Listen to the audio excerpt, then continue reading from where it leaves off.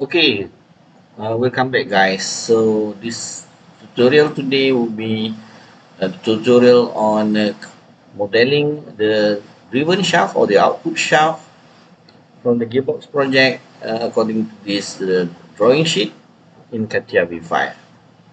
So to create this shaft, we don't need to draw the symmetrical line on the top surface and then rotate it about the z-axis or the rotating axis here.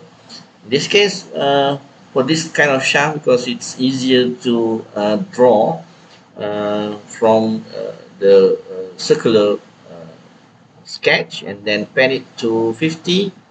After that, we can create the next sketch on the surface here and then pad it to 12. And then the third sketch will be on the surface and pad it to 80. So the 12 here is taken from the calculation 142 minus 80 minus 50. Why is it so? Because to pad it is easier because the shaft diameter is actually the same, 25, 25. And then only this one is 30, so we don't really need to create um, shaft sketch compared to the previous shaft that has many steps. For this one, we only have one step here, which is 30 mm. So to start with CATIA, first I open my CATIA, start mechanical design, part design, and I would like to uh, try type the output shaft as the name and click enter. So I would select the plane ZX. In this case, would start my sketch, and the first sketch will be the first circle with a diameter of 25 according to the sheet just now, and the diameter is 25, and then I pad it up to 50 millimeter. This is also according to the drawing, so this is 50. So next is creating the second sketch on the surface. So the sketch of a circle, again make sure that the center point is really at the center here, and the diameter is 30. You can also make sure that it's really in the middle by creating the concentricity between these two circles. That's just for anxiety. And then I want to pad it up to 12 because it's under 42 minus 80 minus 50. So it's about 12. You can check here. This is 12. And then the third sketch will be on this surface where I start a sketch and create a circle again. Make sure that it's in the middle. And the diameter is now 25 following the back diameter, the back surface. This one. So I pad it up to 80 millimeter according to the drawing here. So we have finished the 50, 12 and 80. The next one will be creating the pocket in the top surface here. And we can also notice at the bottom drawing cross section here, the QA for the right hand side is the same size of the left hand side. Only that the QA for the right hand side is really in the middle of the shaft, while the left hand side starting in the mid at the edge. So it's not a complete QA; it's a half QA. Okay, so to create the sketch on top of the surface, we need a plane. So the plane will be the XY plane in the middle here. We need to create really on top of this surface or this shaft surface. So we click on that XY plane and then we click plane, and we create an offset plane of 25 divided by 2 because the diameter is 25 divided by 2. Now here. So by clicking on this new plane, we want to sketch. So what kind of sketch that we need? We'll use this elongated hole and the starting point must lie on this center line, and I put it out. So we have firstly this diameter of the circle, and then we can also measure uh, the length here. So according to the drawing, we have the circle is 8 millimeter in diameter, so the radius is 4, and the distance here is 28. So we go back to the drawing. This is 24, 28, sorry, 28, and this is 4. 8 divided by 2 is 4. And then we have distance from this center point of the elongated hole to the outer edge of 14 millimeters. So take this one, press Ctrl, click on the outer edge, and change this to 14 millimeter. Okay, so we have it all there. So now we can exit the sketch and create a hole. And the hole depth is 4 millimeter, also according to this drawing. So the next would be creating the second keyway. But before we create the second keyway, I would like to create a groove here. So we can see a groove of 1.2 length or thickness.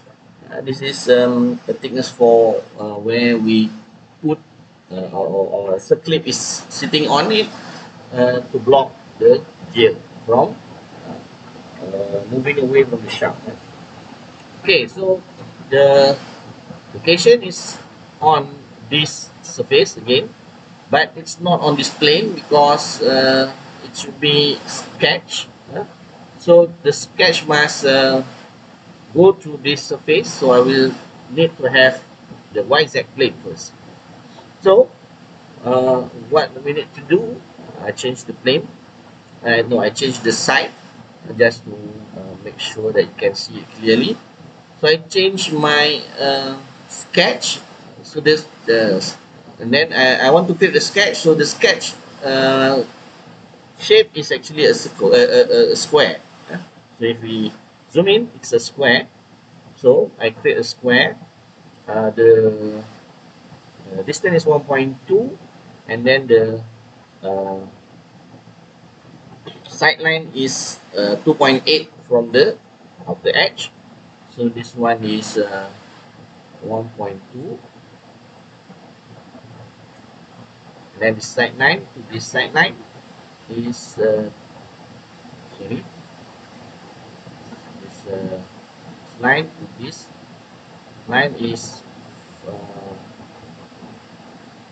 2.8. So the total will be 4. Okay, 2.8. But we have a white line there, so we must make sure that this line here and this plane coincide. Why? Because I want to have a really parallel line with the surface of the shaft. The next one will be the length here. So what's the length? So the length can be calculated. It should be calculated. So we have the original diameter of 35, and the circlip diameter is 23.2, meaning that we have to have 25 minus 23.2, and then this 1.8 must be divided by 2. So 0.9 plus 0.9 after I rotate it about this axis, we have 0.9, 0.9, so the total will be 1.8. Okay, so I exit the sketch. We have that small sketch number 5 down here, up there. So by clicking on it, sketch 5, I create a groove about this axis.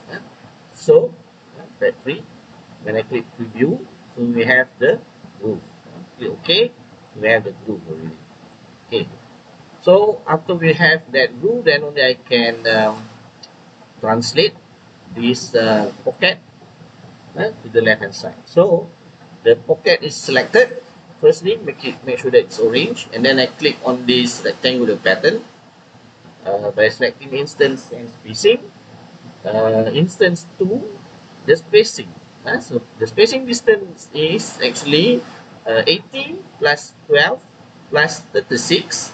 This one, from here to here is 36, 50 minus 14 minus 20. So it's about 108. So this is 108. And the reference element is simply the shaft itself. And I click OK, so I should get my um,